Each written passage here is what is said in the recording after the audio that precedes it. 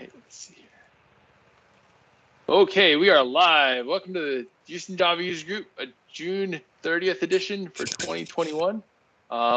Thank you to the folks here at Red Hat, Stephen Nimmo, Jeff Beck, and Daniel Oh for presenting, and thank you to Improving for sponsoring the team's hosting. And I am very, very excited to have you all here tonight to talk to us about Quarkus. It's the first time I've actually been able to arrange a 1-2 punch for any topic. Last month we had the folks at Oracle talk on the Graal VM.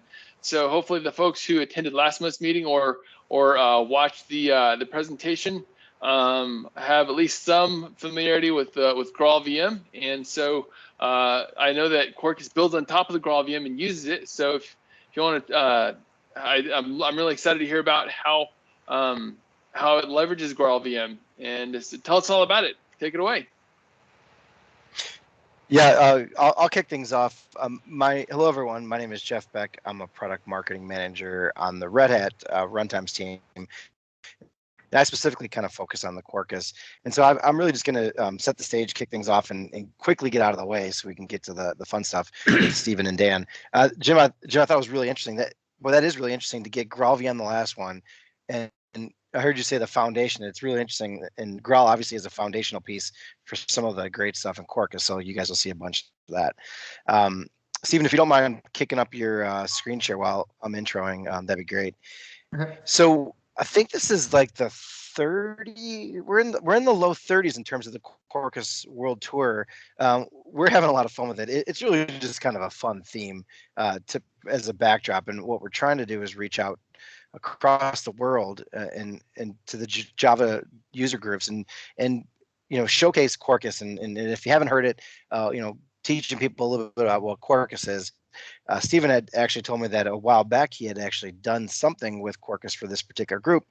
So what we're going to do is we're going to make sure we get the next level of stuff for you guys. Nice. We'll do a little bit. We'll do some intro just to make sure if there's anyone who's not familiar that we cover the base stuff.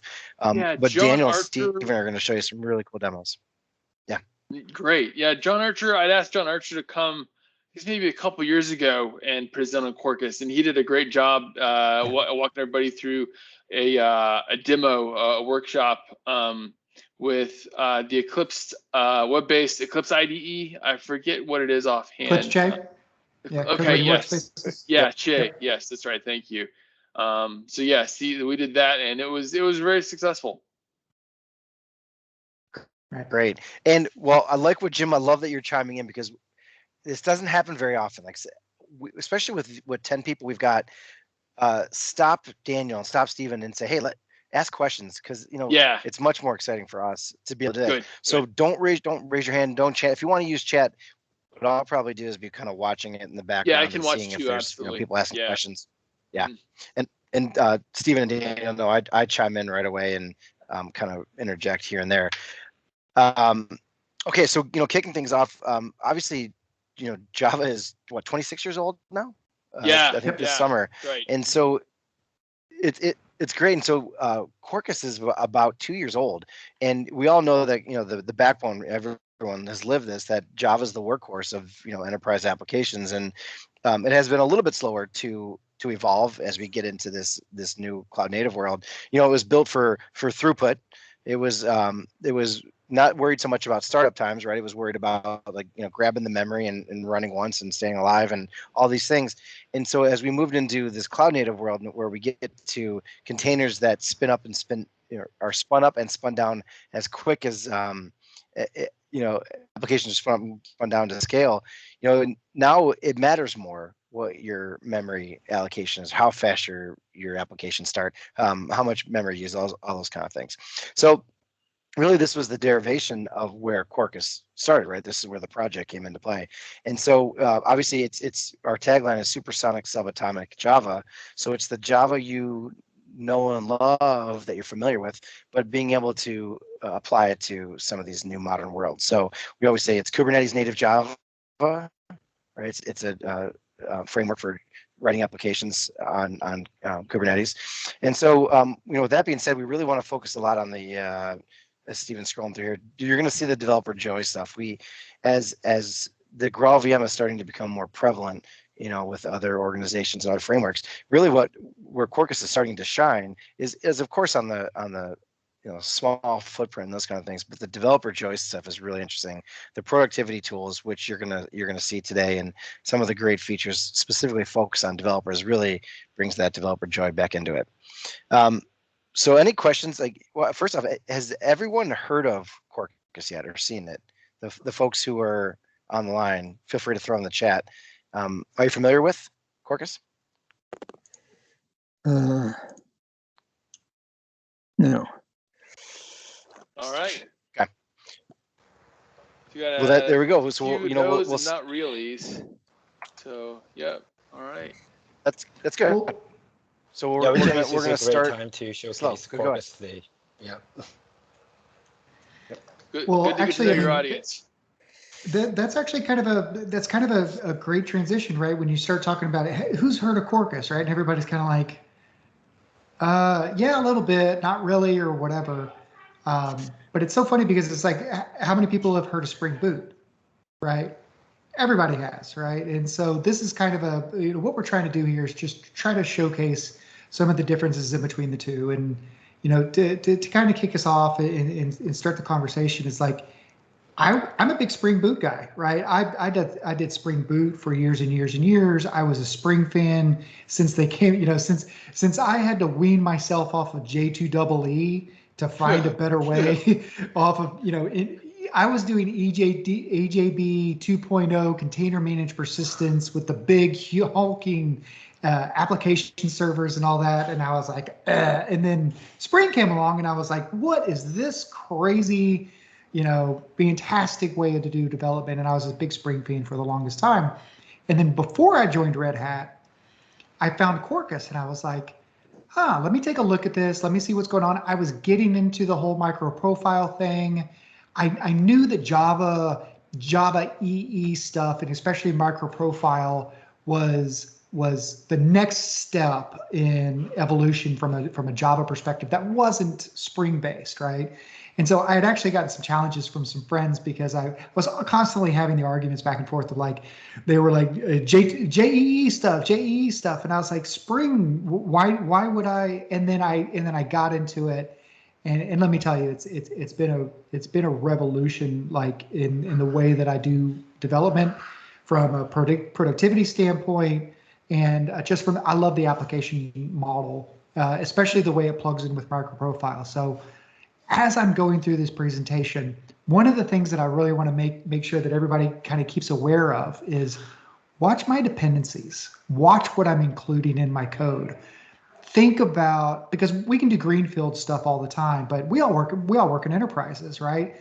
Is keep an eye on the things that I'm bringing in from an import standpoint and how this plugs into the microprofile pieces of things that allows you to be able to have that flexibility, that abstraction away from the reference architecture, the reference interfaces, away from the underlying implementation libraries and things like that. So as we move along, so the plan for today is a JSON, a REST API, right?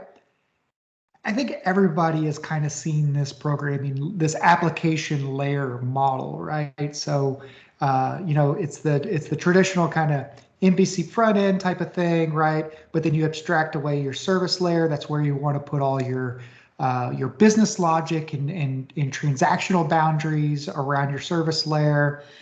And then you have your next layer where it's like the repository layer where you abstract away data persistence, right? So we've all kind of worked in that kind of that 3-layer. All right, most of us have. If you haven't, then this is the traditional way people typically build kind of REST APIs or APIs in general, right? Is this model. So what I wanted to do today is actually just start from scratch. Just start from scratch, right?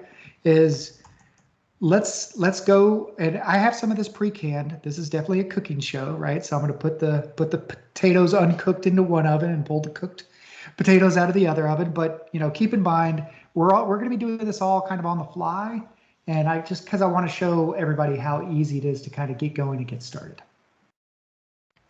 Okay, So I'm at the command line here. Let's see, what am I doing? CD projects, CD GitHub, right? Let's make a new directory called a temp, CD temp, right? So nothing up my sleeve here. So first of all, we want to highlight the actual Maven Quarkus plugin. So this is the plugin to kind of get you moving, get you started.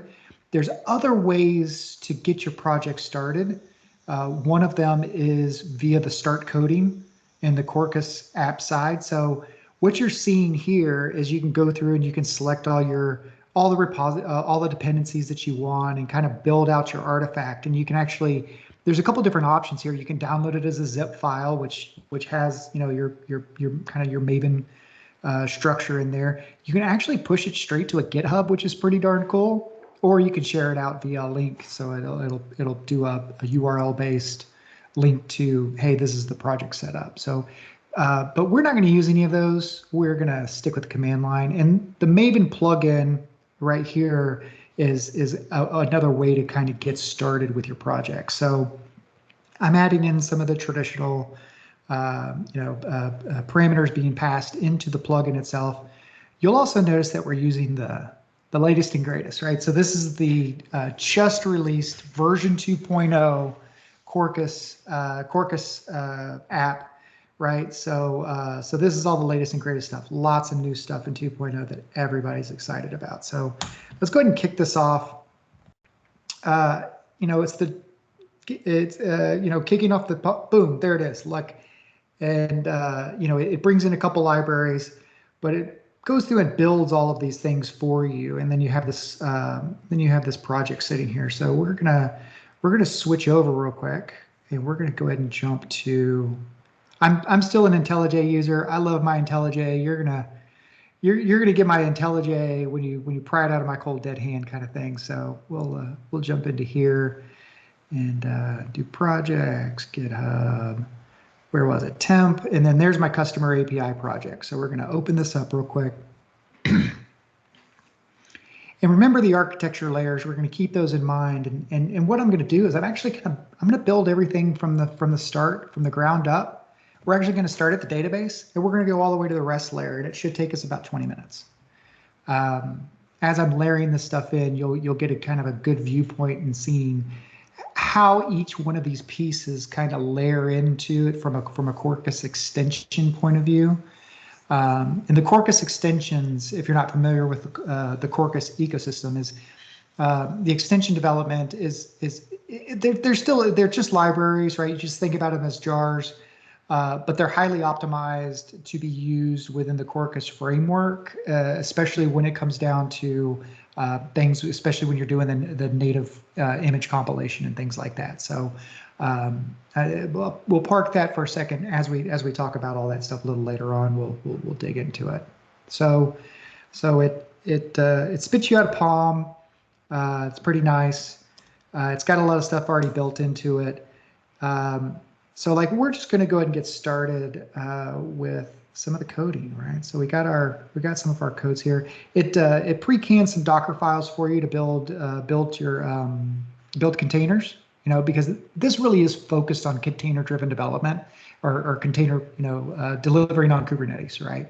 And that's what we're here for, right? More than anything else. You can use it in other environments. You can deploy it in different environments, but it's very Kubernetes focused. So just to kind of kick us off with some getting started here, the application properties files, I don't like properties files. I like to do configuration in YAML instead. So we're going to go ahead and drop that in there. We're going to rename this to the YAML, right? Because I like YAML. So that's kind of the first thing. Second thing is, and everybody may cheer and or groan with this, but I like to use Lombok. Some people do, some people don't. There's definitely use cases where it's not a good idea. There's certain use cases where it is a good idea. And this is one of them, because I think that the Lombok still takes away a lot of the boilerplate stuff. And people always say, oh, you can use records. Yeah, I haven't really incorporated records into everything that I do as of yet. So, I'm not there yet with all of the records. And if your things, code base is large enough, it won't work either. Yeah. It'll kill the compiler. You got to be careful with Lombok. It's definitely one of those things. It's very powerful, but it does some things that aren't exactly the best programming or the best compilation models, but it works for smaller stuff like this. Oh yeah. So moving on, we got so we're going to start with the database, right?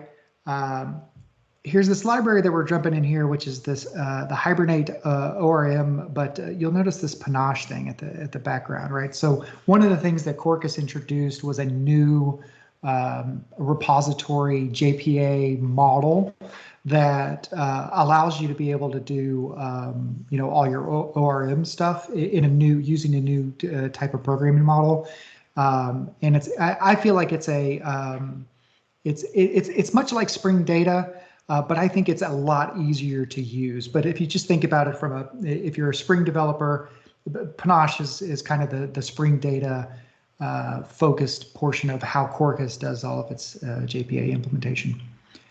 We're going to be using Postgres, so I dropped the JDBC driver in there, and we're going to be using one of my favorites, Flyway, which is managing your database schemas in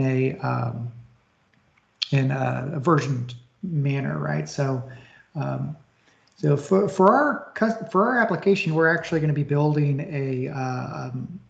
a customer API, right? So, real simple stuff.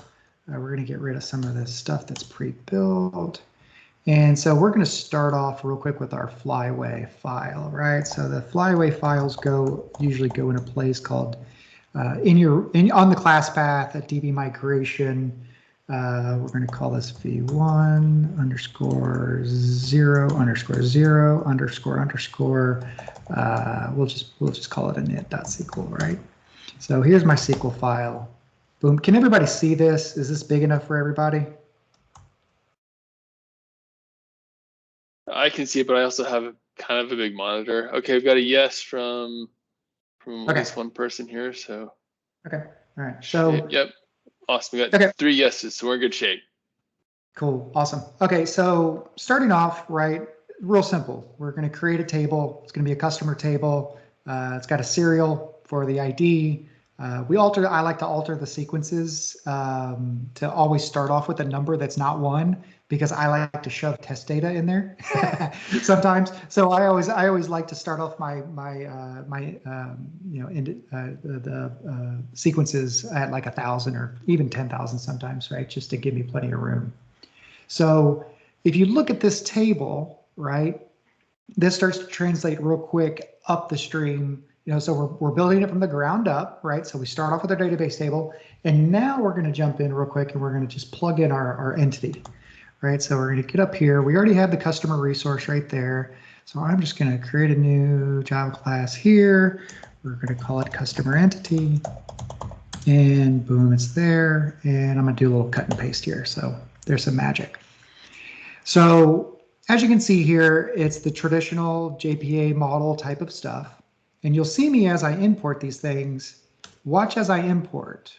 I'm importing javax.persistence. I'm importing javax.persistence. I'm importing the Lombok thing, but that's okay. Got the ID. Again, persistence, persistence, persistence. So, and then down here, I have my validation constraints. But again, those are all javax.validation, right? So these are all standard things that are all a part of like the core reference interfaces, right? So we're not doing anything here that's proprietary. We're not doing anything here that's anything outside of the normal programming model. So this maps very well to our init over here. So we got everything covered there, a couple not nulls.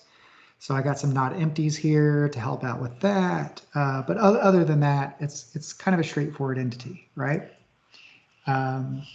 So with that is, you'll jump right in. So we also need a repository. So I like to use, there's two different panache models that you can use, you can do your JPAs with. One of them is an actual, you can drop the actual queries into the entities themselves and do like an entity model type of setup for it to where it's all kind of in one class. I never like to do that. Just maybe I'm just old school, but I like to drop a separate layer in there for my repository. So we're gonna get that going here real quick, and we're just gonna drop the customer repository, right? Separate out your business logic from your CRUD operations. It's not even that. It's not even that. I just like having. For some reason, I like the single use principle, right? Yeah. When you start bringing in multiple things all into an entity, it starts to get to, in my mind, it just gets cluttered. I like it becomes a God class. Right. Do one thing, do it well. Yep. Right. So this is it. So there's my panache repository base. I'm implementing that with a class, application scoped. You'll notice that it implements that. So we're implementing an interface. And at runtime, the Quarkus Panache library will actually go through and fill in all of this stuff and instantiate a class for you that implements everything. So that's cool, right? But what can I do with this, right? So if you look down at, I think I might need to compile or.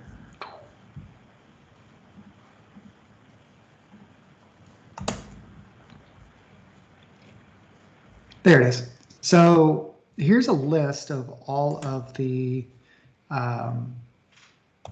built-in queries, right? So if you look here, you can see there's just a ton of helper methods that go along for finds. There's also all of the, the persist and save and the stream. So these are overloadable, or these are yes. or these overwritable, I guess you should say. Yeah, they are. So if I want to do a particular query, that's maybe a custom query. So let's say I want to do an optional where I want to do a find by on something, find by last name, right? String last name, right? I can actually write my queries here and say return find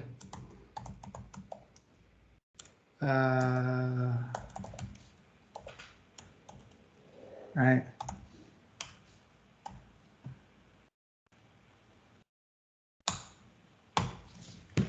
And there it is. Right. So it's all of the Hibernate ORM language here. So all of the queries here are all the everything that comes out of the box with Hibernate. So you're using HQL for all of your query language here. So it abstracts away, again, you're coding to your JPA class. Yeah. Right. Not to your, but there's a lot of shortcuts here where if you just need to do query by last name, it knows how to parse this and be done. Okay. Wow. So like. Yeah, really quick, really easy to use. So we got that. So now we have our database table, we got our entity, we got our application repository. Let's go ahead and drop our domain class in here. Most of the demos that you see, you'll see people just pass the entity all the way up. I never do that in real life. So I always like to go through and build a domain class. Some people are sticklers even about this. They'll use a domain layer and then they'll actually create a whole separate view layer to abstract away. I think that sometimes is overkill, but to each their own in terms of their programming model. And as stuff comes in, it depends on what kind of organization that you work in, to where if there's a lot of change going on, sometimes the multiple layers will do that. But at the end of the day, here's our customer domain object. Again, very, very simple. It maps pretty much to everything else we're doing here. So nothing exciting there until we start to bring in some other stuff that I love. So one of them is mapstruct. So if you've ever done mappings between X and Y, copying things over, I found Mapstruct. The guy that's the lead developer on Mapstruct actually works for Red Hat. So that's pretty cool to have him around. I think it's Gunnar, I think is his name. He is one of the guys. He's actually one of the project leads on Debezium now. So he's a heavy hitter. So we're going to drop Mapstruct in there real quick. But there's an interesting thing because because Mapstruct also does generation at build time. So does Lombok. So we gotta put in a little magic here because I need these things to run in order because I want the Lombok to run first, and then I want the Mapstruct to run. So you just have to drop that into the compiler plugin and drop in the other annotation processing path. So it'll process the Lombok annotations first, and then it'll hit the Mapstruct ones. Okay. So I got all that in there. Now we're going to actually drop our mapper in here. And what I need mapping for is I need something to be able to map the entity to the customer and the customer to the entity. Because as customer objects come in from upstream and go down to the database, I need to switch those out to entities. And then when entities come up from the database, I need to quickly switch those to customers. So we're going to drop a customer mapper in here. And boom. So this mapper is all you need to put in there. You implement an interface. You got to drop this in here. When you drop that in there, it'll actually register the mapper in the CDI. So it's injectable and ready to go. And that's literally everything that you have to do. As long as the things map to the same names and it's the same number of them, then you can do this like that. If there's any differences, there's other things in Mapstruct that allow you to be able to do, if it's called X in this and it needs to go to something called Y in that, you can say from X to Y and do that type of stuff. If you haven't checked out Mapstruct, highly recommend it. Very cool product. So a little housekeeping here. I like to drop little. I like to do a service exception. I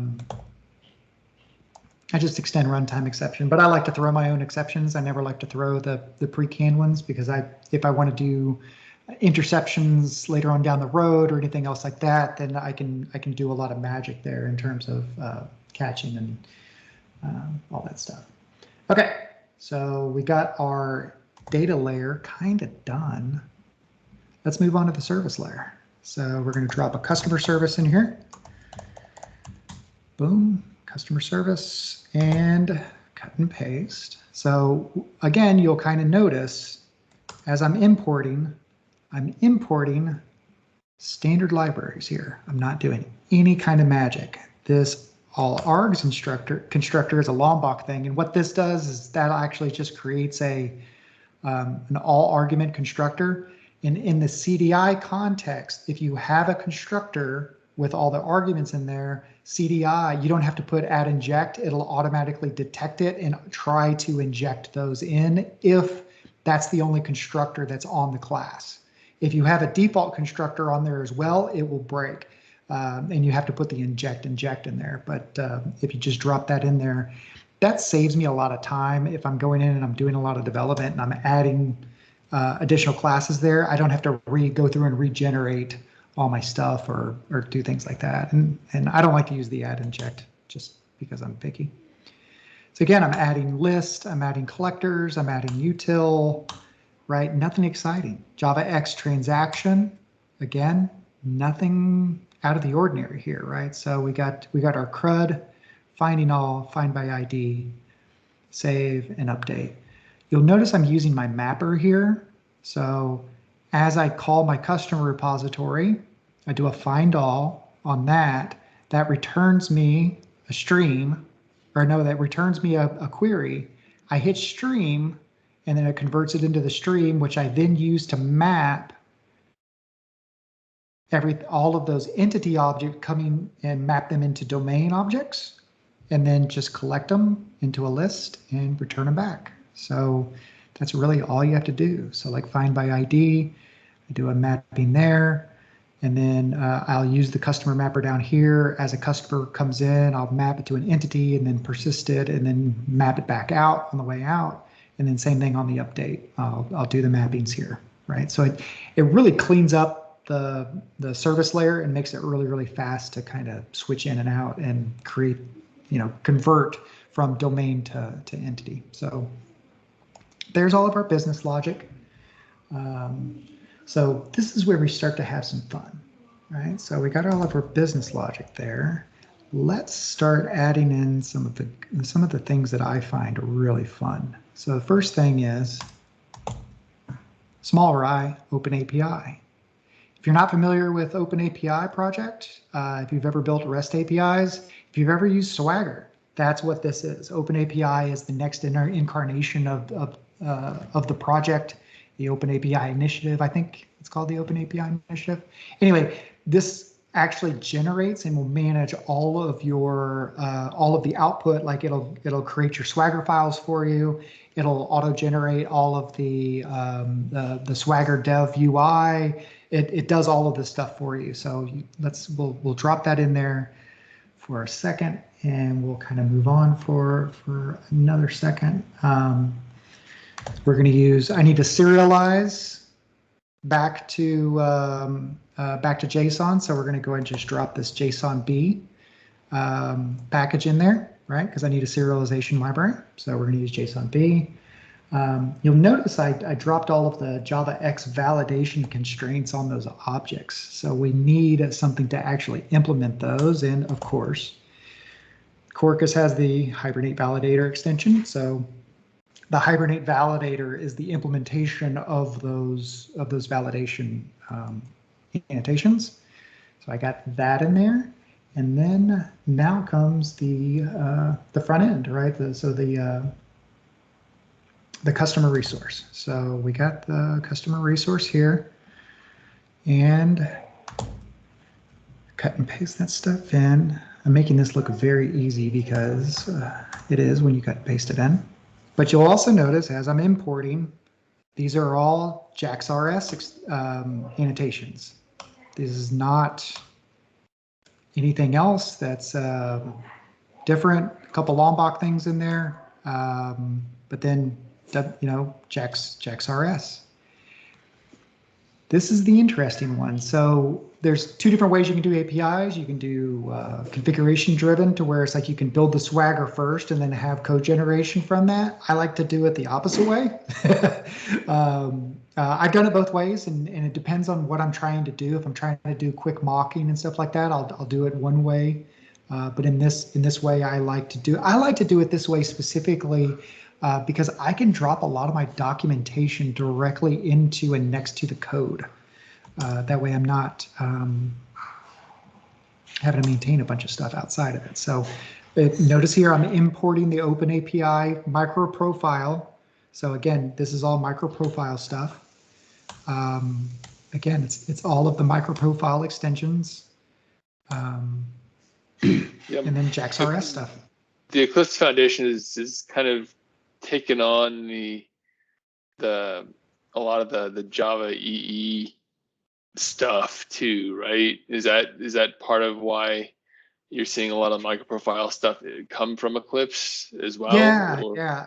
They shoved Eclipse took over a lot of the stuff. Okay. I think mostly because of an organizational thing. The Eclipse Foundation was just better at doing it, and they were like, do more of what you do best, right? So that's where it got offloaded. And plus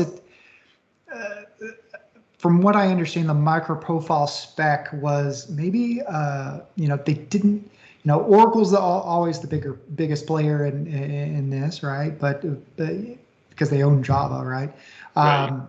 But there's always a lot of push for, hey, why don't we move this stuff away from Oracle a little bit, right? Because Oracle they have a reputation. Let's put it that way. So, Oracle's a great company and all that, but a lot of the when you're trying to build a community, It's about putting things into nonprofit type organizations that don't have, that they just have clear line of sight into doing the right thing, not the most profitable thing, right? So any business has, they have commercial implications about the things that they do. So anyway, we'll move along from that little topic.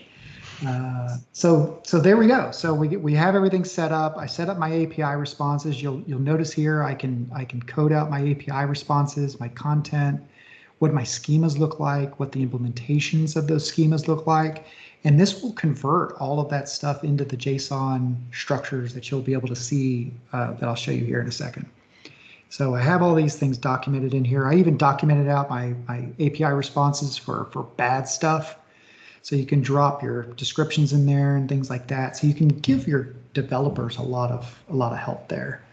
And then there's also some configuration that goes along with that. So if you go into the application.yaml, here is the OpenAPI extension, smaller I, and here's the configuration for like the top level stuff. So you can name your API, you can put versions on it, put all your support contact information, your licensing, your description, and stuff like that.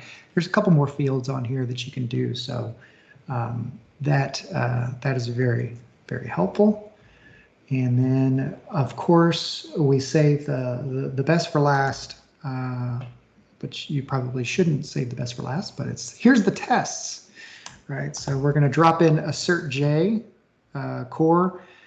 You'll notice also I'm not putting any versions on most of this stuff. Lombok, it was an external thing, so I had to include that. Mobstract wasn't. But you'll notice everything else doesn't have versions on it because it's all managed at the POM level from the bill of materials that comes in, right? So there's a lot of libraries in there like assert J that it's like, hey, that's a great library. We're going to use it and we're just going to manage it at the top project level. So you can just bring it into your project and have it managed alongside with all the other stuff. If you're not familiar with assert J, it's a fluent assertion library that allows you to be able to do fluent assertions in your tests, which I'll show here in just 2 seconds. And then here's the last, well, not the last piece, but here's the test. So we're going to drop a test in here. And boom, that's all in there. So, double duplicated. Oh, what am I doing? Quit doing that. Okay. So this uses rest assured for your HTTP calls. So you'll notice that these tests are being written at the top level. So it's going to actually test as if it's an external test client, right? So with this, you can actually build your tests. And this is the way I like to do the testing is like, I want 100% coverage on all my endpoints, right? And that really kind of gives you a nice, good code coverage. You can get code coverage on all the other stuff that's down there with unit tests and functional tests and things like that. But when it comes down to delivering a project, it's really about code coverage on the things that are inbound, right? It's all the API endpoints, anything that somebody can run from the outside. I want those tested. And I also like to kill multiple birds with one stone. So these tests will test all the way from the exposed REST API all the way down to the database and back up. So with one test, I can kind of unit test everything, right? If that makes sense. We're going to import. I gotta refresh my Maven project. We're gonna import the static methods for the asserted fluent assertions. And so like here's the fluent assertion. So it's like you can say assert that this object is equal to this object, and you can build on other things. So you can say is not null, and then you can start extracting different values from it, and you can convert things, or you can say describe that. Like, so there's a whole bunch of fluent assertions on here, so you don't have to like write assertion, assertion, assertion, assertion, assertion. You can just kind of chain everything together, and it's I find it to be a time save more than anything else. So we got some tests here. We're testing get all, get by ID, post. We want some negative tests. So we're posting for things that shouldn't be null. We're testing a put. And then the last thing is I have this create customer that does some mock data for me. And I use this random string utils because it generates random data for me. So, okay, all good there. And then one last thing, which is kind of the configuration, the additional configuration that you need from a Quarkus standpoint. And so we're going to put that at the top here. All right, so Quarkus has a banner. I always turn it off. Data source, DB kind, PostgreSQL, you actually don't even need to put that in there. It'll actually detect what kind of database it is if you only have one library jar for the database JDBC client. driver, yeah. Yeah, if there's only one JDBC driver there, it'll actually automatically detect it. Nice. I like to leave it in there just for documentation more than anything else, but you can put it out there. Or in case you're using JTDS, I mean, that's a multi-database JDBC driver too, that's what do in that case. So you'll notice here, I just put in there to make sure that the ORM is turned off. I think it's turned off by default, but it is what it is. And then with a test in the test scope, so when I run the Maven test, right, the test scope, I can define what those values are that I want in that scope in the same configuration.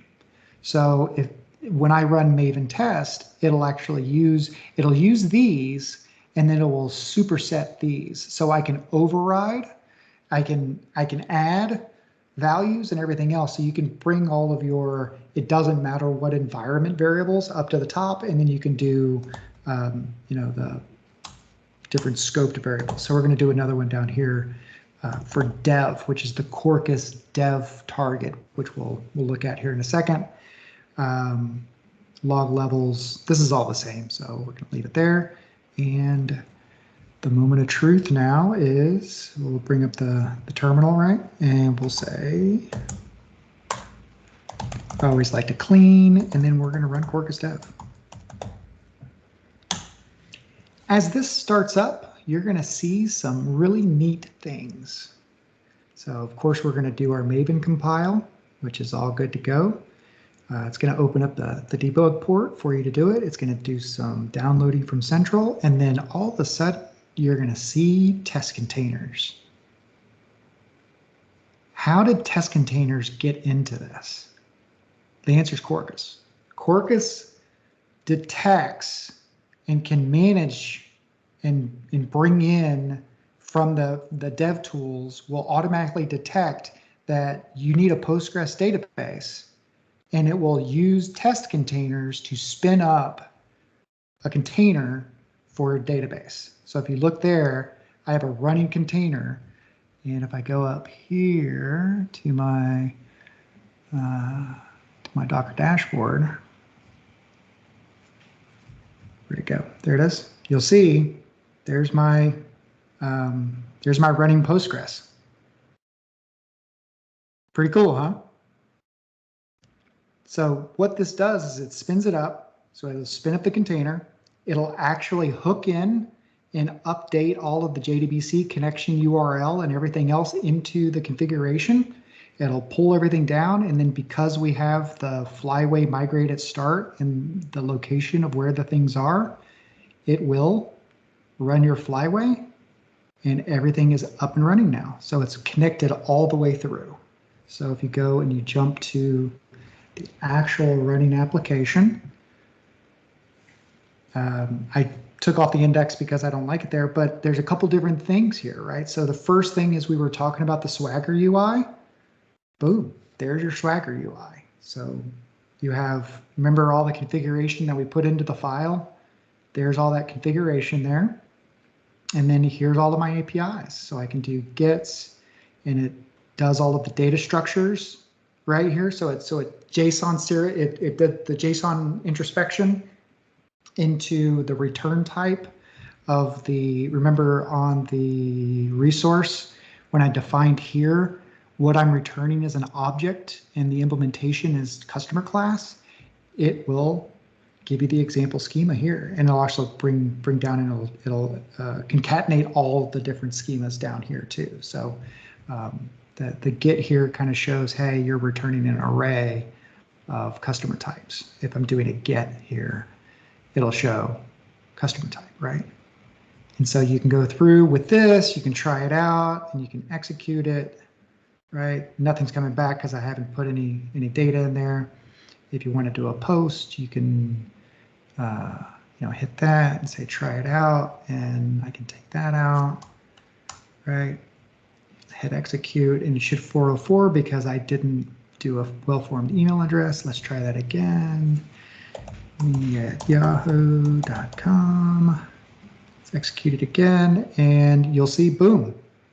So there's my 201. And I just created a customer ID 1000 with all of those values. And if you go back up here to the get and you run execute, there's all my values, right? So, and this came out of the Open API, just dropping the jar on there, putting putting the configuration in there, and it's ready to go. Pretty slick stuff there. And then, there's also the new Dev API, the Dev UI. So well, hold on, before we get there. So it auto-generates your Swagger file. So I'm not going to download it, but this is the actual Swagger file. So if you want to get access to that, you can. You actually have access to like all of the beans that are injected, or all the configuration. This is all the configuration. If you want the beans, there's all the beans in your CDI. So you can do introspection there. Almost seems a bit dangerous. There's a lot of stuff here. This is in dev mode, so okay, yes. Yeah, okay. This all doesn't come into production. It's smart enough to know when you run a prod configuration, none of this is included. It can be included, but you can actually put security behind it. You can put it behind security and stuff. Yeah. So you do that. And then this is the one of the newer things with 2.0, which is the Dev UI, where it kind of gives you a nice, good, kind of view of like, here's all the extensions that are plugged into it. You can kind of click on these things and it'll take you to the guides, right? Which is pretty neat. But you can go through and you can see, here's all my configurations, or my actual active runtime configurations. And it's not just the ones that you configured, it's everything. So this is all of the configurations. So you can see, I'm kind of scrolling through fairly quickly, but it's all of the configurations for everything, right? Or if you want to check out your beans, you can go check those out. Your data sources.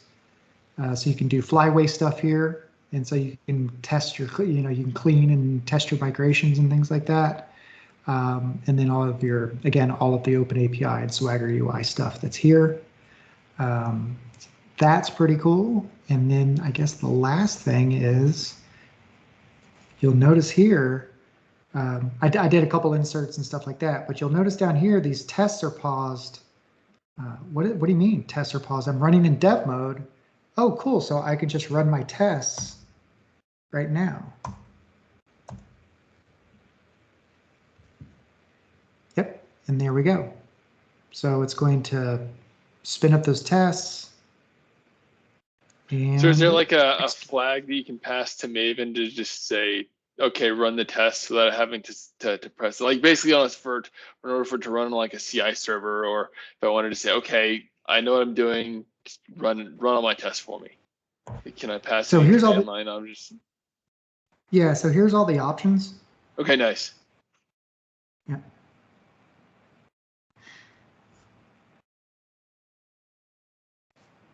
And then of course this supports all the other traditional Maven stuff. So if I don't want to do that, if I just want to do Maven clean test, I can do that, right?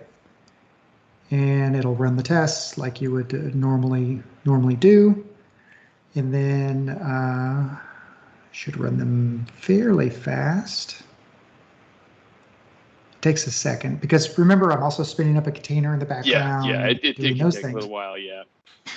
But it doesn't take that long, right? So I remember, like this used to take a long time. Now it takes 15 seconds to be able to do all this stuff. I mean, you could literally, even with a real sizable code base, right? You can do full integration tests locally on, with all of this stuff, right? And you can run all your tests in a couple minutes, kind of thing. Provided you have enough RAM, right? Provided you have enough RAM. Always ask your employer for a good laptop. Yes. And then the last thing is, let's do some, was it package, how do we do the package native again? Daniel, help me out. -P and native. Yeah, -P native. Yep.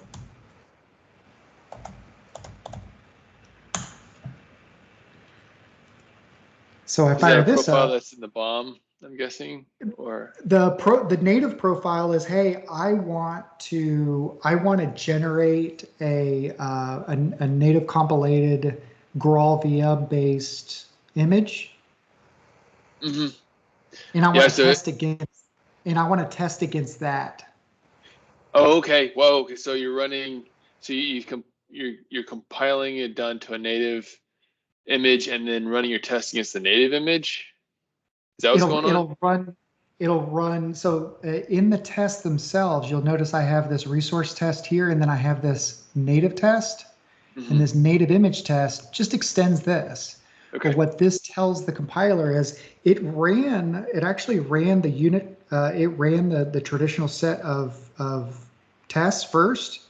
And then when it get done with that, then it went into and started, and then it built, like right now it's building the, native it's image. building it's building the native container, the native image.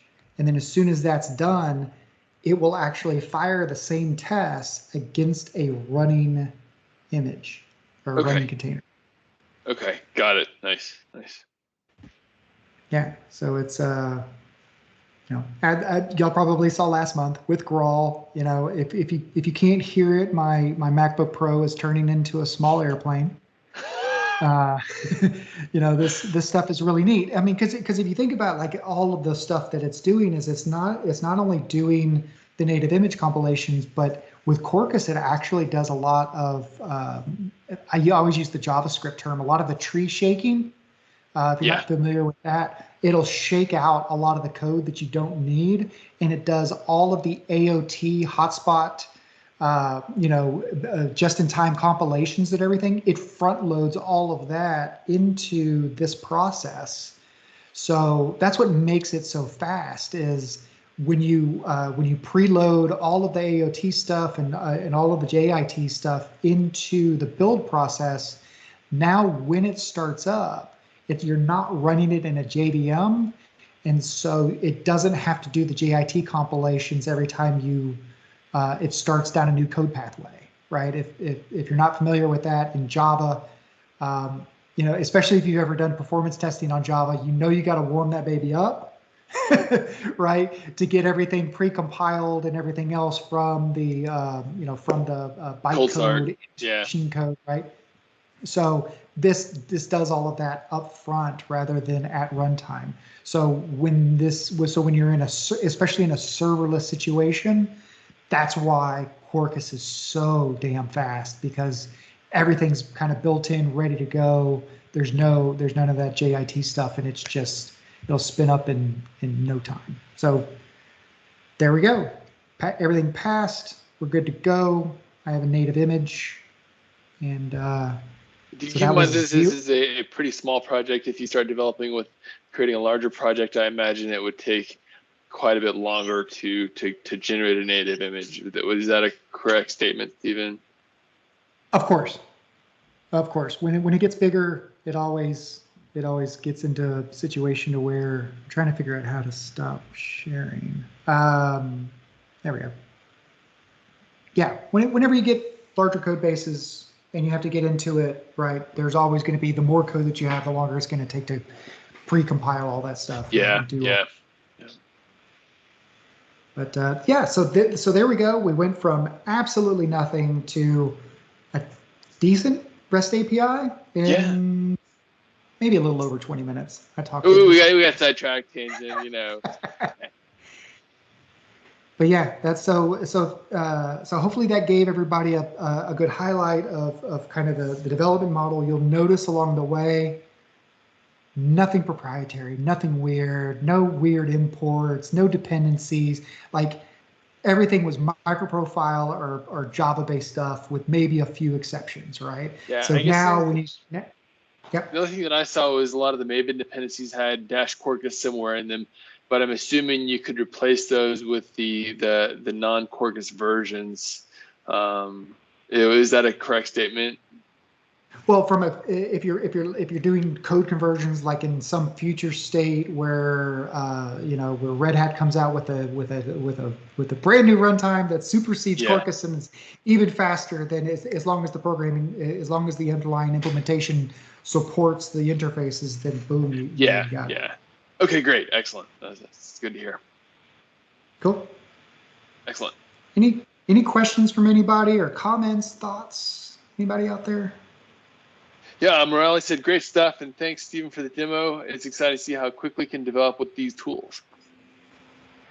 Thanks. It was a good demo. Can you throw up the code on GitHub? I can. All right, thanks. Please, thanks. I actually, hold on, and I'll plug it real quick. I actually have all of the stuff that was pre-canned in. I'll throw it in the chat here. It is actually all on my blog. Nice, so great. You can walk through basically all the cut and paste stuff that I just did. It's actually all on the blog, and it explains it a little bit more about everything.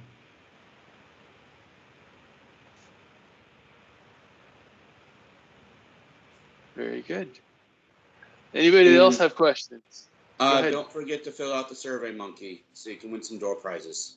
Yeah, let me copy that and paste it in the chat again.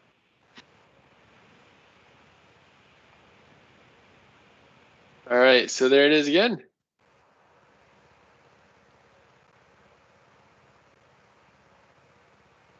All right, Daniel, why don't you take over? Yep.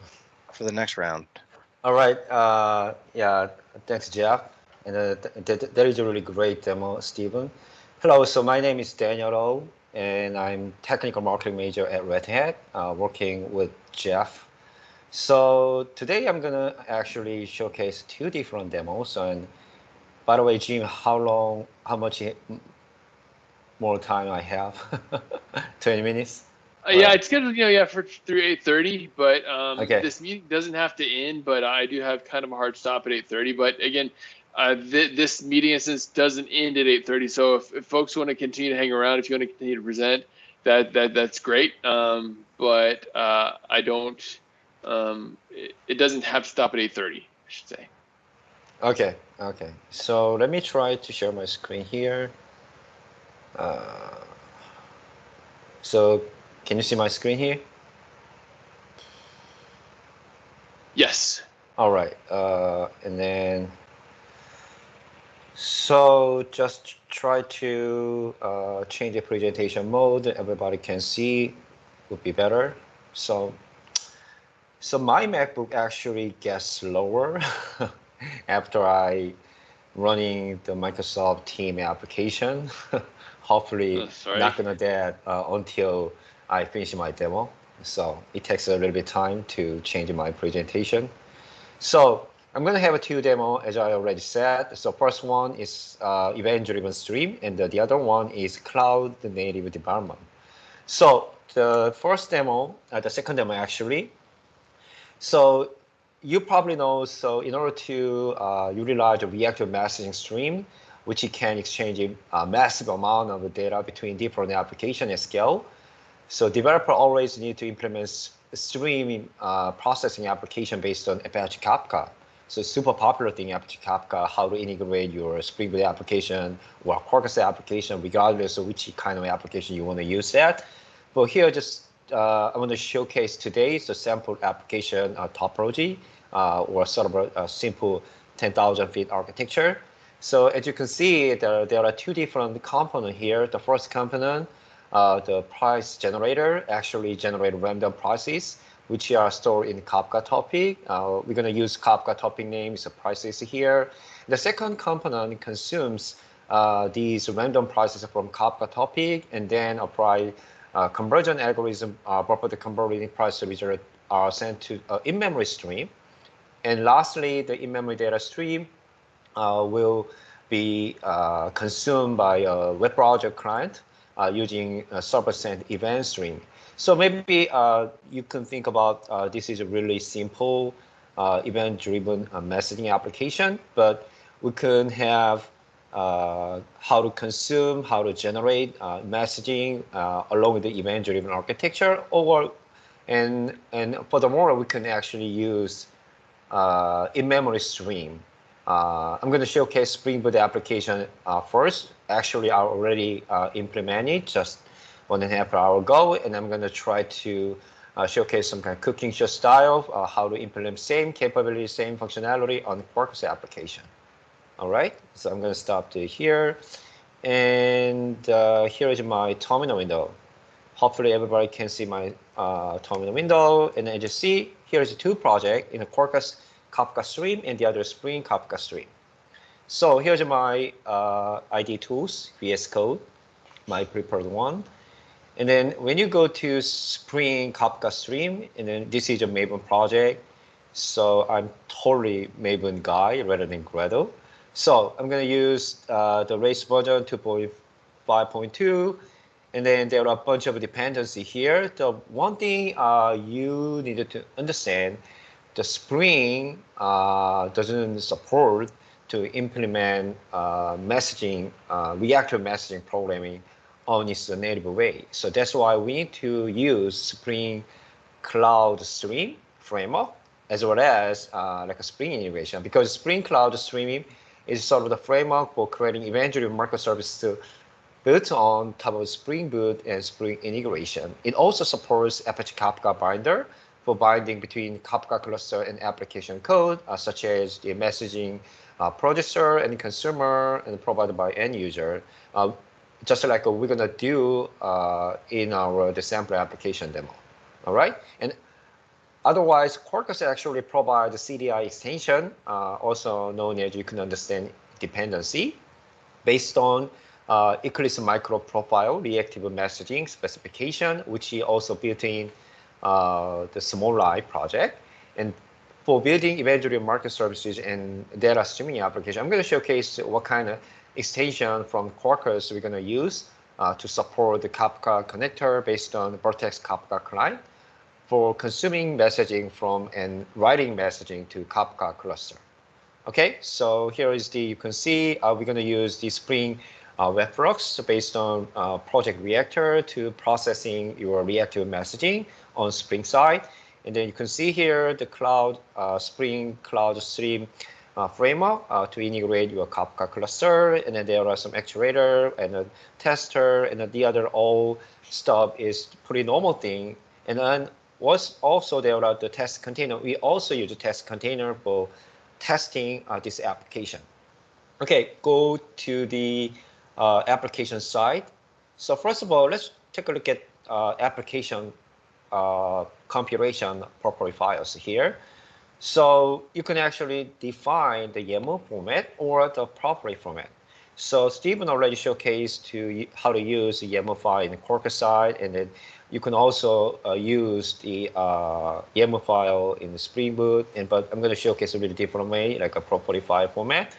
So here is the how to define and how to configure the incoming message to Kafka sync, and the consuming and reading your messaging from Kafka source.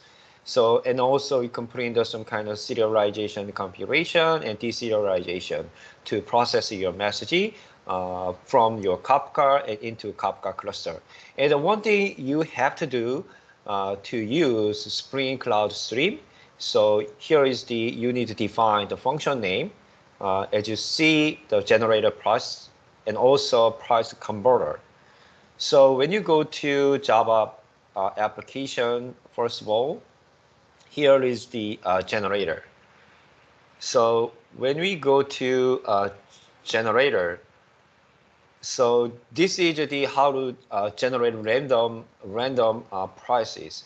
So as you see, we're going to use the Flux, web Flux from Spring side, which allows developer return the multiple streaming message.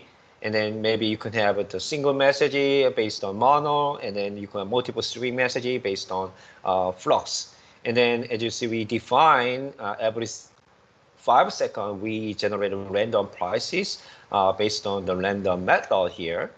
So we just define this Java bean based on the function name, generated prices here. So pretty simple, just drop it, the new message, random message, like some kind of under 100 random digit number and every 5 seconds. And then we just using Spring, the reactor Flux type. If you are some familiar with the experience with the reactive programming in Spring Reactive, you totally understand how Flux works here. And then move on to the converter beans here. So we're going to use actually define the same function name from Spring Cloud Stream price converter here. And also just define the conversion rate, like for example, 0.88. And also here is the return method here, accept. So just print the new price with the conversion with the rate, and the print the in-memory channel. So as already said, the Spring in its own way doesn't support implement in-memory channel unless you're gonna import Spring integration or try based on Spring integration and create a new custom service. As an example, that's why I built on here the custom in-memory channel. So how to sync our messaging inside the in-memory channel, and also how to imitate the message for the value and errors, and then some kind of the publishing things here. So this is a little bit hacky thing, but in order to use in-memory channel, when you save your message into save a message your in-memory channel between Kafka cluster from your application side, you have to implement the custom services to address in-memory channel here. Okay, so last thing is actually, so we're going to use the Docker Compose class to test this application based on test container. So you might have several ways to start up your Kafka cluster. For example, you can install Kafka software on your local machine, or you can just connect to remote Kafka cluster somewhere cloud. And also you can just spin up your Kafka container on your container engine. So, but mainly you need to, sometimes you need to deploy or start up multiple services, for example, Jupyter, as well as Kafka service at the same time. So that's why Docker Compose is a really great tool to start multiple services at the same time. So when you go to Docker Compose file here, so we have a 2 container we will start. First of all, the StreamG is one of a project to deploy your Kafka cluster on Kubernetes for the distribution environment. So we're going to use that image from StreamG project, the Kafka cluster running up, and then here is a Jupyter as well. So this is all things. So we have project generator, and we have a converter, and then custom in-memory channel, and also we have a test container for testing this application. So go back to terminal window. Let's try to run this application. I'm gonna just change the switch, maybe quite slow. Okay, here we go. So getting slow.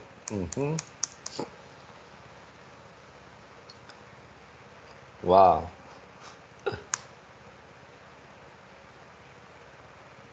Okay. Okay, so I'm gonna change my project directory here. Go to Spring.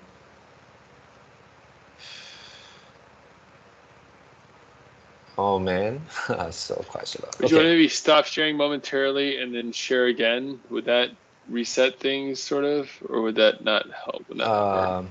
I don't know. Maybe I just run Docker container as well as Sure. make. So maybe let me try to make it fast. Okay, so here we go. And then I just need to start up Docker Composer first. Okay. Docker Compose. Okay.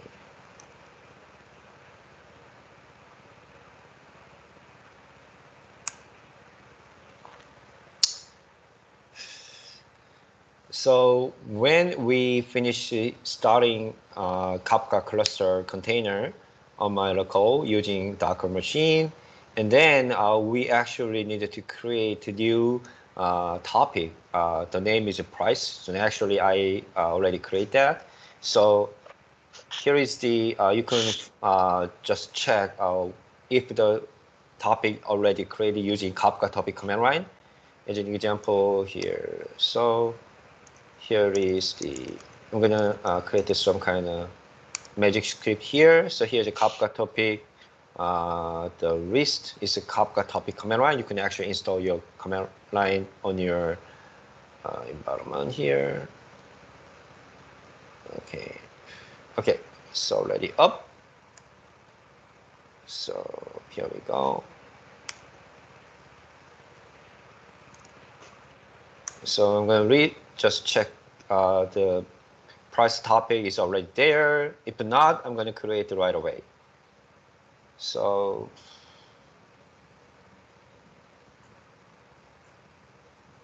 oops.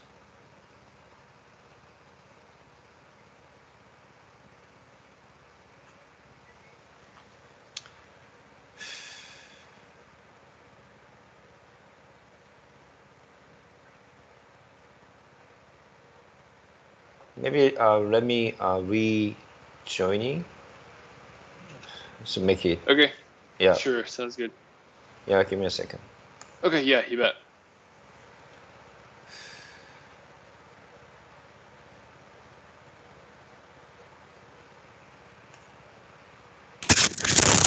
If everybody While hasn't, Daniel's doing that, I could kind of fill in with some details I was going to say Sure. towards the end. There's a couple of things we wanted to bring to your attention. Is one, the Quarkus 2.0. Oops, sorry, go ahead. Oh, I was gonna say, make sure you fill out the survey link for the door prizes if you haven't yet.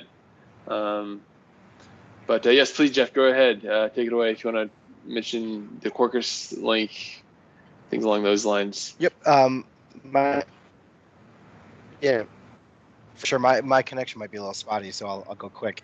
Quarkus 2.0 came out today, so if you're interested in finding out what's in this point release, go to quarkus.io/Quarkus2.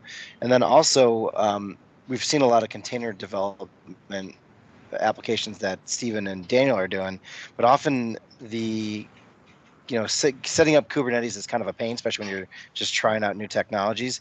So Red Hat is actually offering a free 30-day access to OpenShift, which is Red Hat's distribution of Kubernetes. And so I'll put a link in the chat. It's a nice feature for 30 days. You get a free. It's shared cluster environment, so there are some limitations as you may imagine. But if you want to just start kicking the tires, there's some great Quarkus tutorials on there, and it's got a code-ready workspace, which is Eclipse Che. So wanted to make sure everyone's aware of that. I'll put a chat link right now. I'm taking care of it right now, buddy. Great, thanks.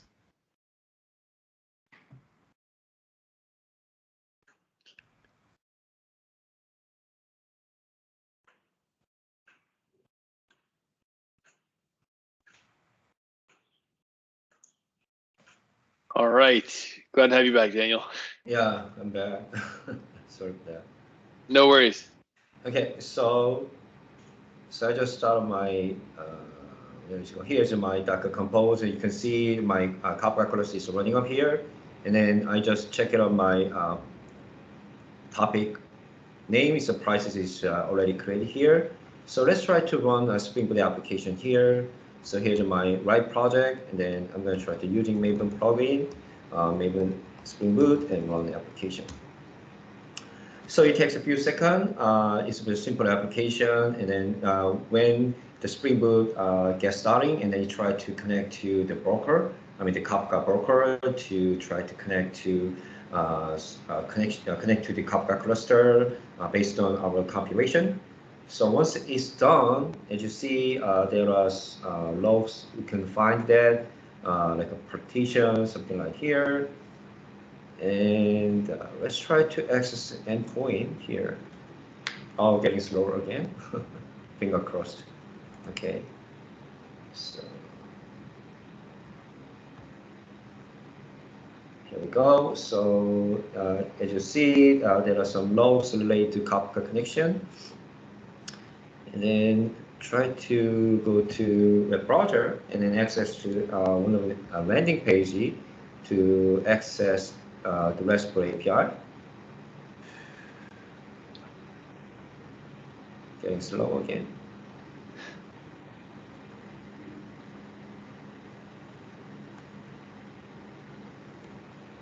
Oh man. So the team app actually eating my old resources here. Yeah, eating my resource. Wow, man. I like that. Charming.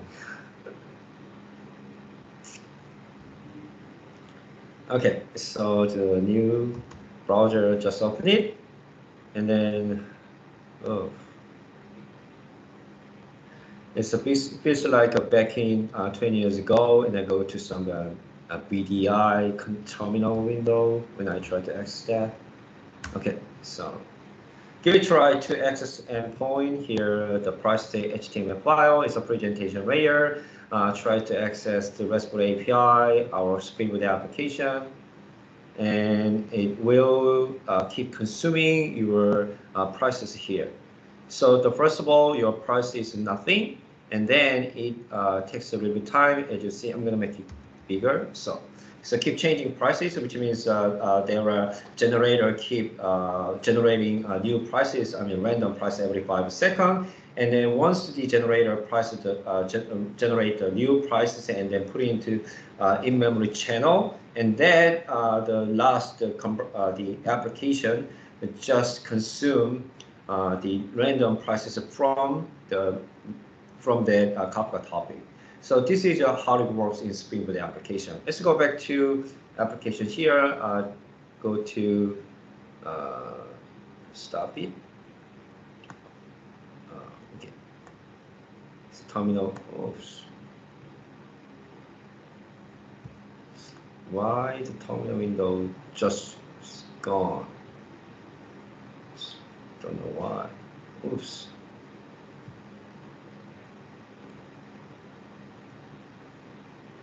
Okay, so maybe give some time here. So in the meantime, actually, here's my Quarkus application.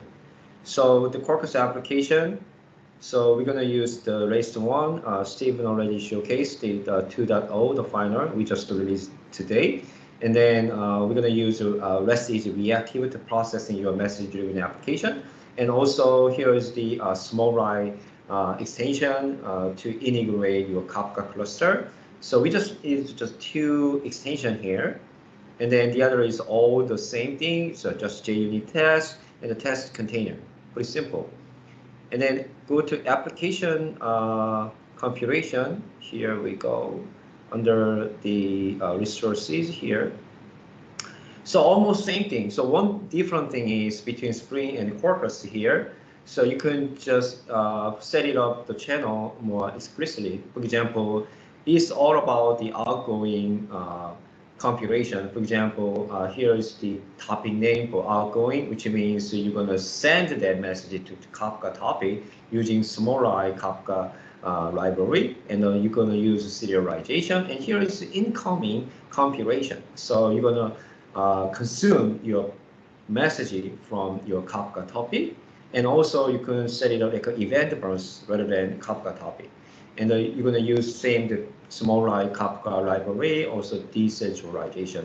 So another different thing between Spring versus Quarkus, there's no the function name from the Spring Cloud streaming. So which means Quarkus supports Kafka integration, which means actually the developer can send and consume and produce message to Kafka cluster directly rather than using some kind of Spring Cloud streaming some library things.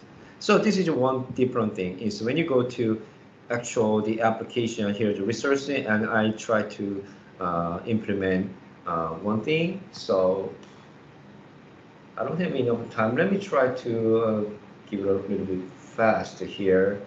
So yeah, I mean, again, I can keep recording, and I need to go take care of some stuff, but we can certainly keep going. I'll just turn my camera off, but we can keep recording as well. So you just take your time, Daniel. Don't rush.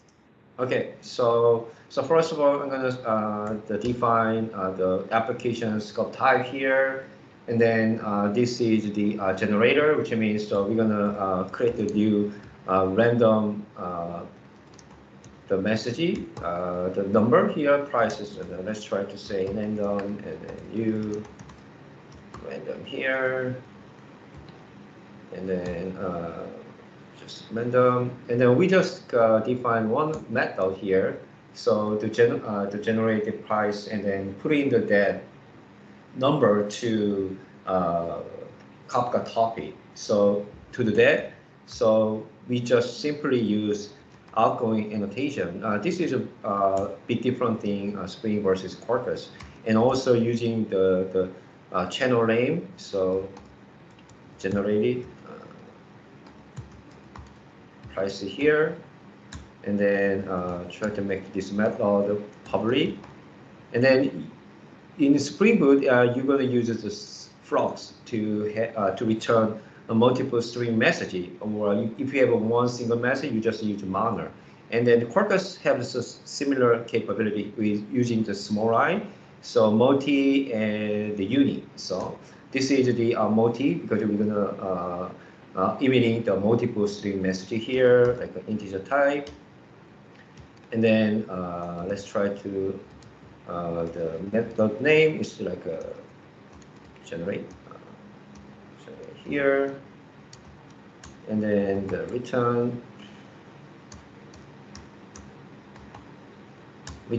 and the multi here, and create form, and try to imitate the some kind of duration every 5 seconds here. So duration and second and 5 seconds.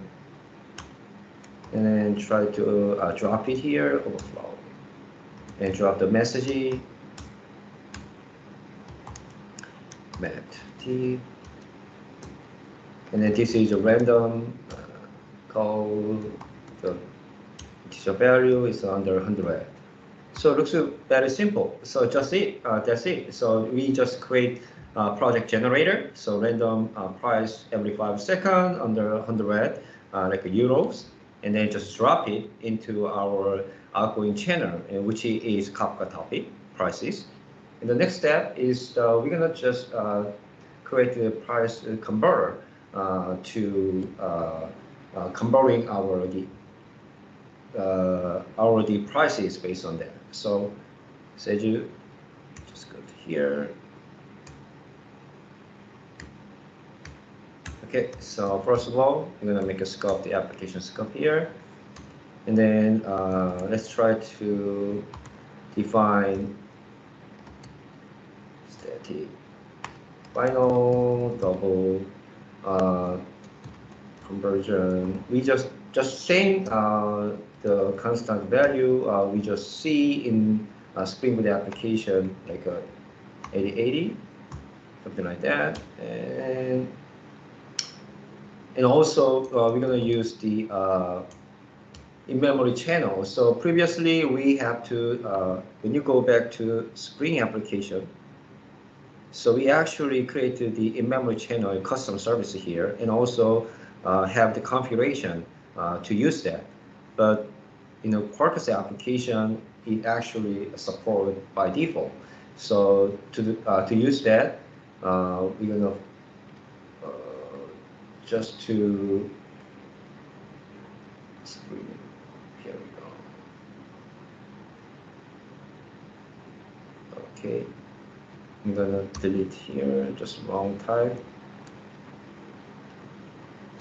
Okay, first of all, we're gonna consuming this messaging from project generator. So using from Kafka topic. So topic name is price, and then also we're gonna outgoing this message to in-memory data stream, like in-memory data. The name is just stream. So this is one of the good feature of Quarkus. You can actually define incoming, outgoing at the same time in one method here. And also we're gonna dispatch the all message to all subscriber. To do that, we're gonna just using broadcast annotation.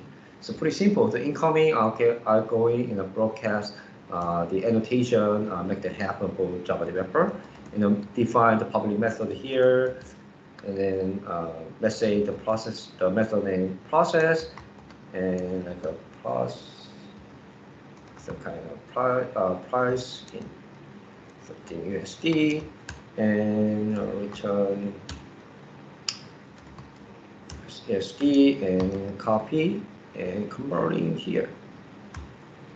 So this is the simple generator. There is a pretty simple rather than a Spring Boot application, because you could define for developer standpoint incoming, outgoing, and broadcast, and also resource. When you go to resource to process your RESTful API. So for example, so we need to like a request mapping in Spring Boot. But in this case, we're going to use the just REST easy reactive here.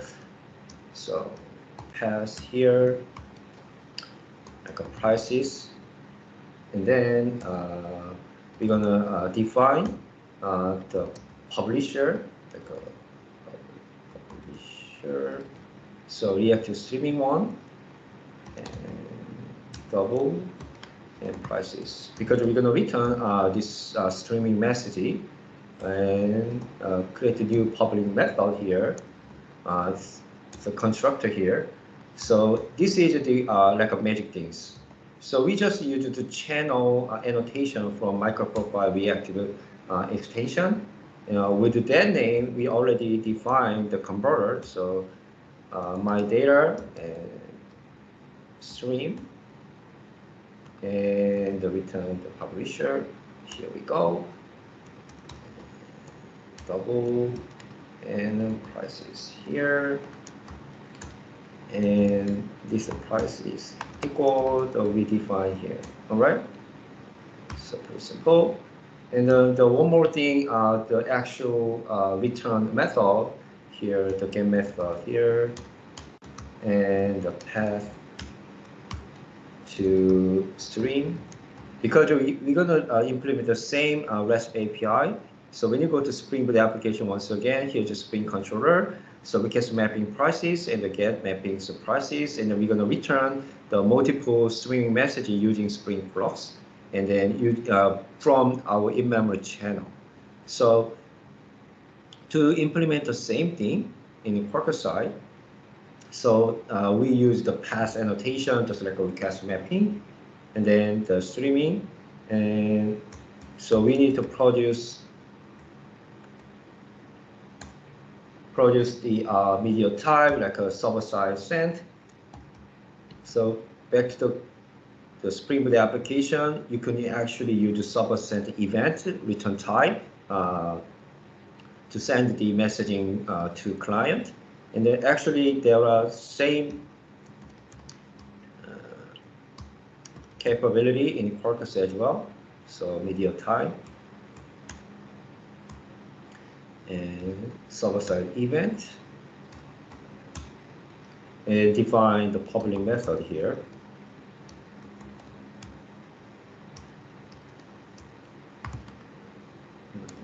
Publisher. And the role, the same thing, and the method name like a stream. And the return just prices here. All right, I think it looks good. So I just save a file, and then I just done just 3 Java class, and with some method how in terms of the consuming and generating from and to the Kafka topic, as well as we're going to use the in-memory channel here. So hopefully I can go back to my terminal window. Okay. Oh, I don't know why, Way just gone. Keep hiding.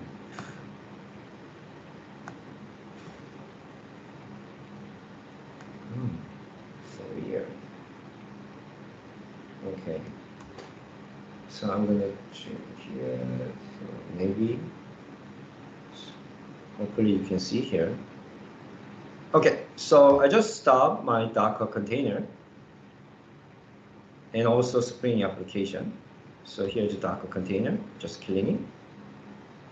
And then once it clean, and then maybe I could just confirm my Docker container is gone in the normal Docker container, because we need to run Docker container for your Kafka cluster using Docker Compose. And then let's try to go to right directory for Quarkus application here. And then you can actually maybe command right to Quarkus demo, and then you can actually Quarkus tool as well. This is one of the new feature in Quarkus 2.x, 2.0. So just Quarkus tool, and then you can run the Quarkus application using Quarkus CLI. And then when you run the Quarkus tool, you can the Quarkus allows developer to run test container automatically, which means you don't need to run the Docker Compose up, just like you did in the Spring Boot application. This is automatically try to find some configuration if you already defined in test container. So as you see, we just try to run Docker container for test container. And then when you go to Docker process here, you can see here new test container just started, and which means it's a Quarkus application automatic startup, as well as the start of your Kafka cluster, just like we did at 2 different steps. So as you see, here is the test container, continuous testing capabilities running, and then go back to our the REST URL, and then just reload these pages. And the first step is nothing here, and after 5 seconds, it will be update automatically or generate some random prices from our generator Java Bean, and then it will send into our in-memory channel, and then it will go to our Kafka topic. And lastly, we can consume that random prices from our web browser, which is sent by a server send method here. So let's try it out here and go back to here. All right. So back to here. Oops.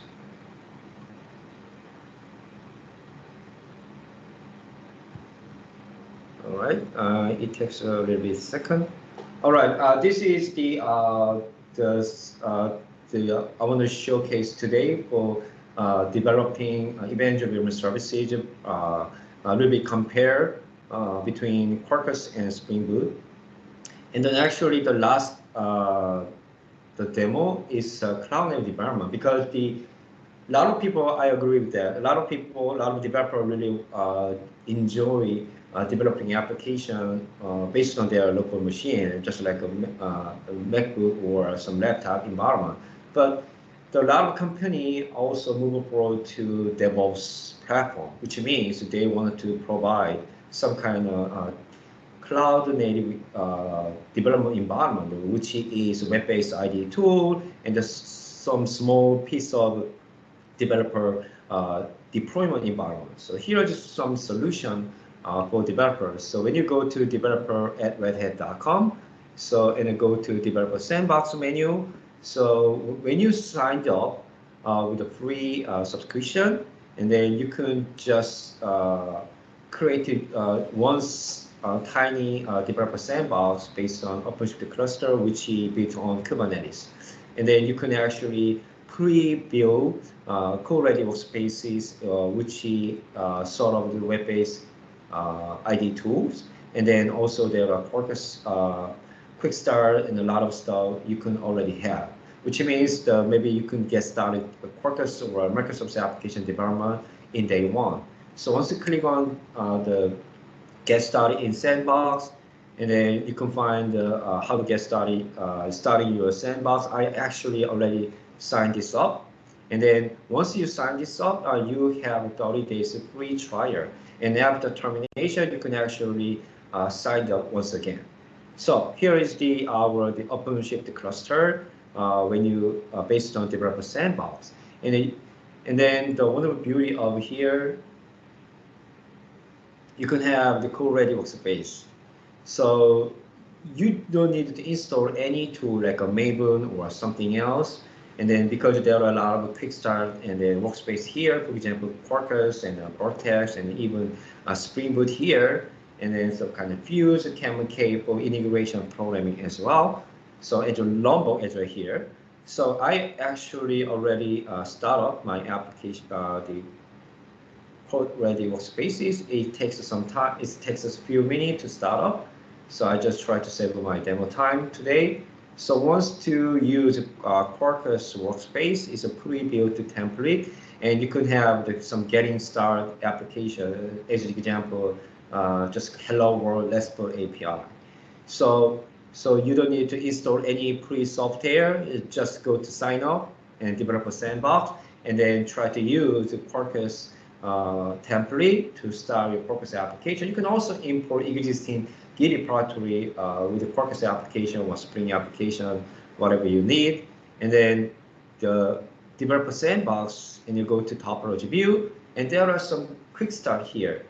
So when you click on quick start here, go to add, and here is quick starts. So there are a lot of quick start when you search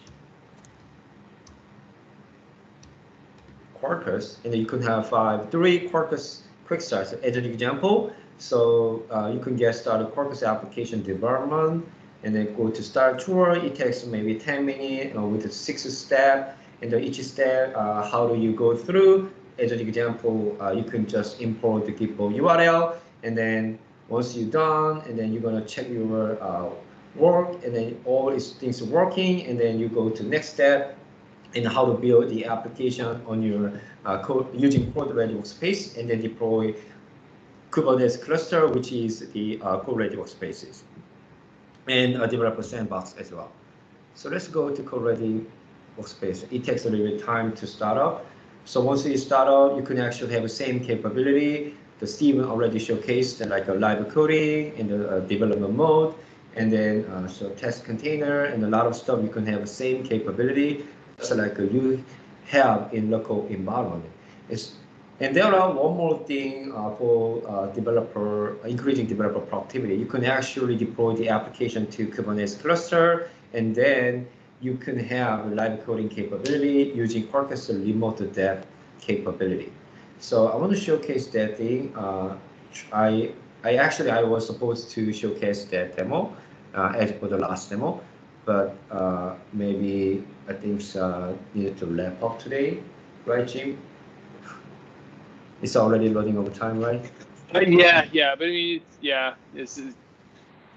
we're in a little bit long, but yeah, it's if you want to show this, though, certainly. And if you have, like say, GitHub repo or blog post series or something like that you want to share as well, I'm absolutely happy to pass it along. Yeah, so yeah, definitely. I'm going to share that thing. So here is my the code-ready workspace. So you can find here Quarkus project, and then it's a very simple project. As you see, it's a quite slow. It's not about code-ready workspace. It's all my local the resource consumption or like something like that. So So here is the RESTful API, like a hello world, and like just hi and hello, like that's easy. Yeah, so maybe here is I'm going to share the quick, my blog post. Actually, I want to showcase today. Here we go. Quarkus.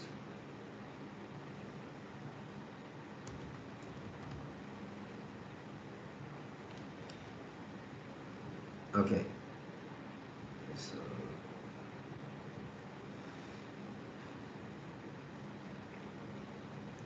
maybe I'm going to start my Docker thing. Maybe make it better, hopefully. Okay. So here's my the blog post. So you can find the Quarkus project, and then here's the Git project. Actually, you can create this one, and you can change the you can change the Quarkus project like a 2.0, and then here's the live coding, and at the last you can actually deploy Quarkus application to Kubernetes like OpenShift, and then you can have the same capability. So once you change your application from the local environment, and then it automatically deployed to remote Kubernetes just in a second. So previously, the Spring developer or even normal Java developer, they needed to make sure everything is okay, like a unit test, and then push that code into Git repository. And next thing is there's some of the guy from QA team or pipeline team just pack it up and deploy to Kubernetes cluster, and then just to let you know, okay, we got it done, and you just check it out like a sanity test, everything is okay. Maybe you got some time to find out some kind of error or some kind of bug, and then you need to go back to your local machine and then try to fix that problem and push that code once again to Git repository. This is a normally work, like a daily work, right? But what if you could have some live coding capability from your local to remote Kubernetes, and then just automatically Quarkus detect your change the code when you save the file, and automatically packaging and sending to your remote Kubernetes cluster just in a second. And then don't bother the multiple step to like in order to develop the workflow. So this is the way to use the Quarkus thing.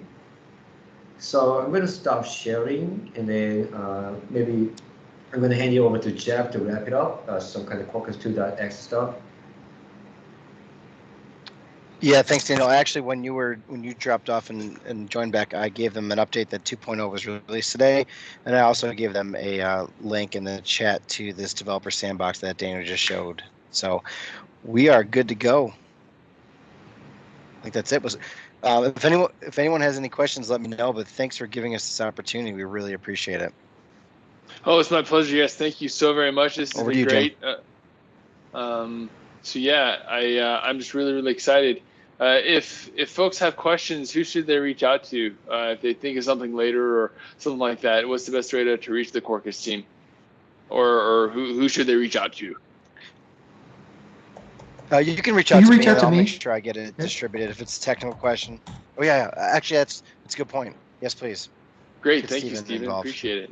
Yeah. I'm in Houston, and I'm here and everything else. So if anybody ever wants to talk about Quarkus or Kubernetes or OpenShift or streaming or anything else, you just holler at me. Let me know.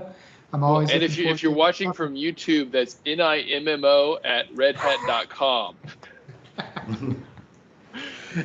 Yeah. Anyway. All right, cool. Well, this has been great. Thank you so much. This has been awesome. And again, thank you. Thanks, guys. Thanks to Red Hat. Thanks to Dan for running the door prize giveaways. We got a lot of great stuff. If you haven't signed up yet, several different software licenses, a couple different training options. So software licenses you're giving away is the IntelliJ IDEA, SonarGraph, and Structure 101. And the training that we're giving away is from Agile Learner from Venkat Subramaniam, and also Webucator, Training Voucher. Those are the ones that come to mind. And thanks again for improving.com for hosting the web hosting. And thanks so much, everybody. And I look up for the announcements. If you want to go to the website, it's hjug.org.